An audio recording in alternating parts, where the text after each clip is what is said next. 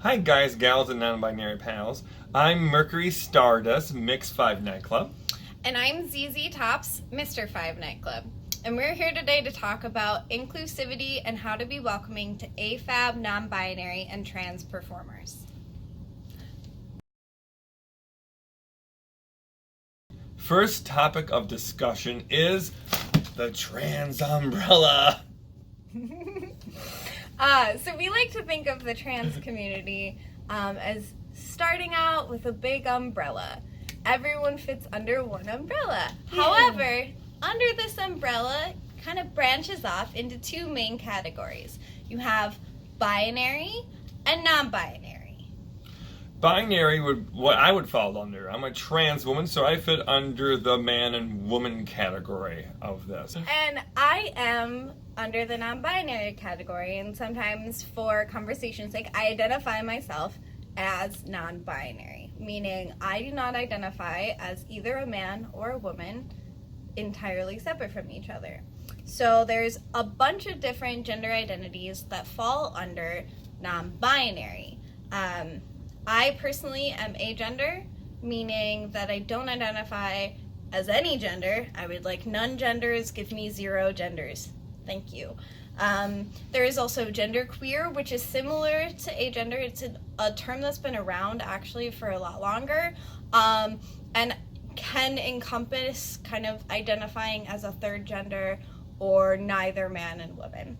There are those who are gender fluid, and I hope you all know that there's a lot of gender fluid people in our drag community, and that just means that you embrace both masculine and feminine identities within yourself, and you don't align specifically with either one, but you embrace both instead of like myself where I embrace neither.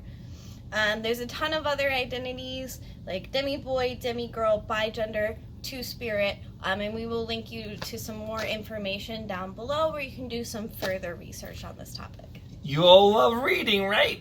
Yeah!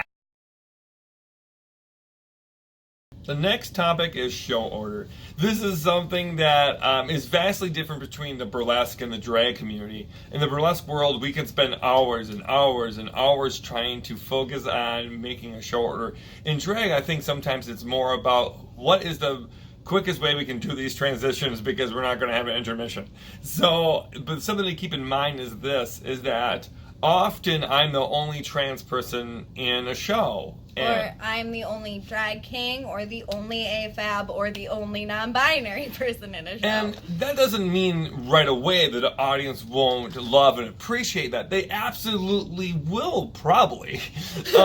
Maybe. But what the big thing that I think about as a trans performer, as ZZ thinks about as a drag king or AFAB non-binary performer, is if we're the only one in the show, sometimes our style of performance, especially for me as a burlesque dancer, is so different and outside of the norm of what a drag audience may see, that sometimes if I'm opening the show, it is going to be a rough ride for me.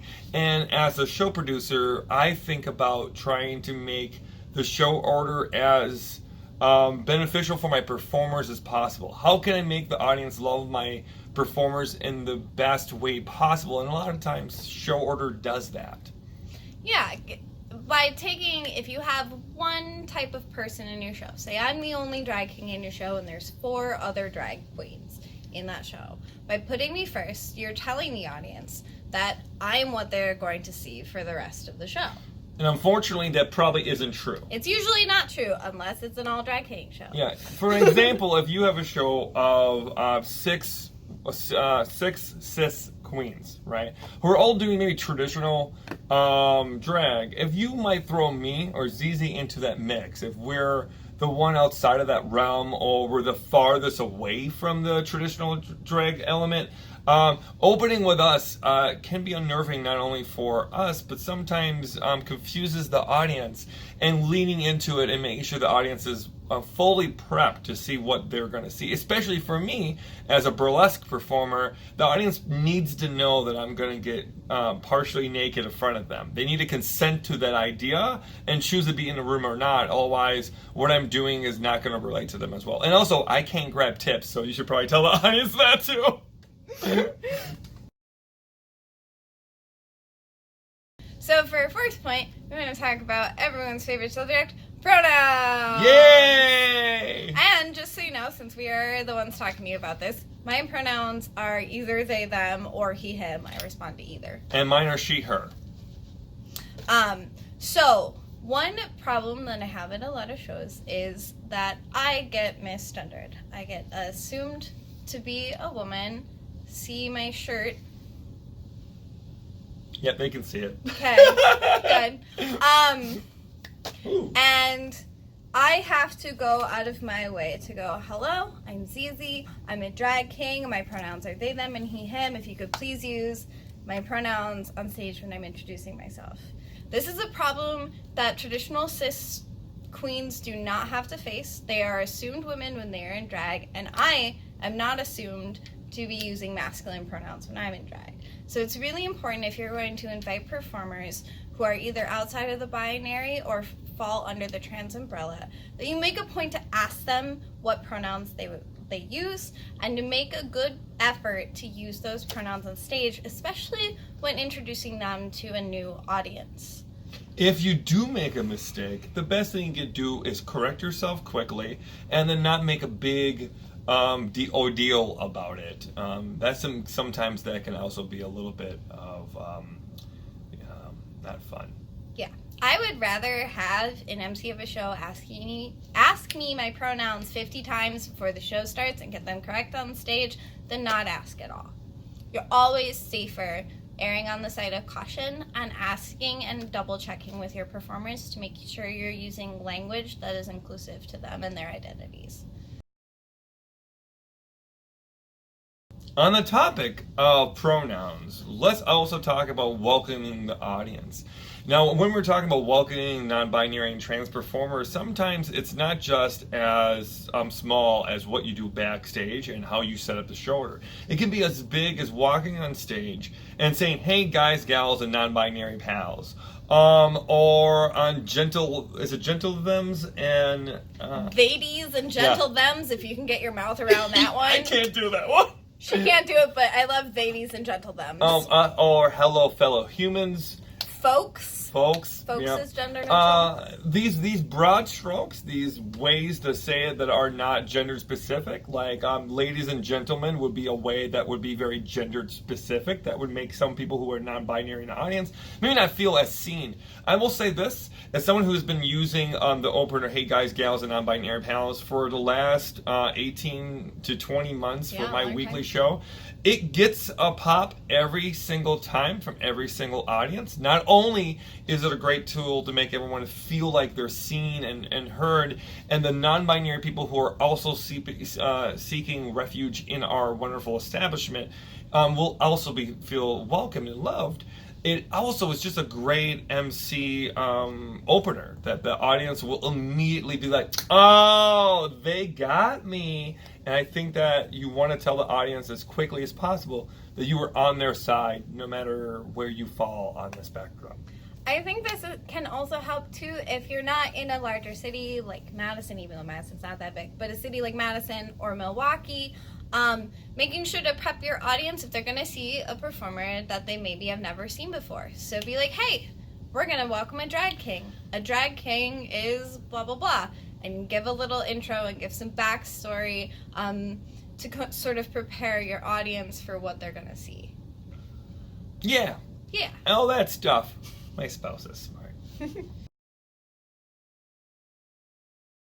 In closing, this video is meant to be as educational as we can possibly make it in such a short amount of time.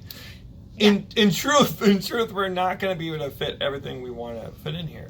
I do think it's important to mention that regardless if you're in a small town, a big city, or you're maybe in a different state or country altogether, these issues are something that's being brought up all across the country right now. A lot of people are being more aware of trans, non-binary, and gender non-conforming people of all kinds.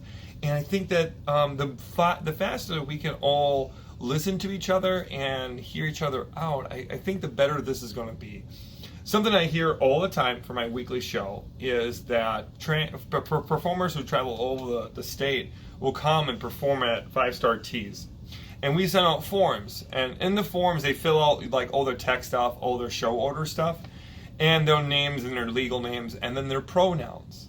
And it never ceases to amaze me that people will first choose, for the very first time in their life, choose to announce their pronouns to me because they've never been asked before, right? So in the form, I'll look and it'll say someone's name, and right next to it, it'll say a pronoun.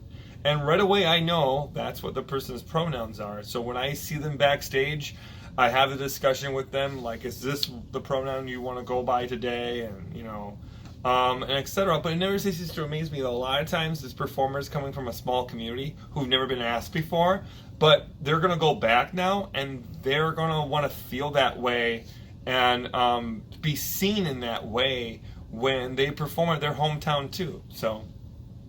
Oh no! Oh no! Burlesque!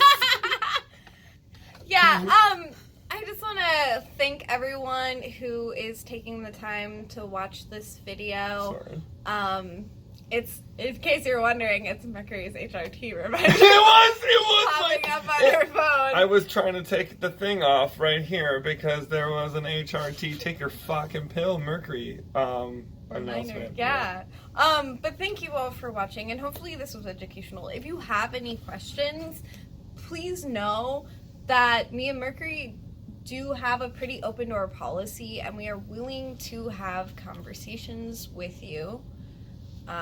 Just ask. Just ask. Don't assume.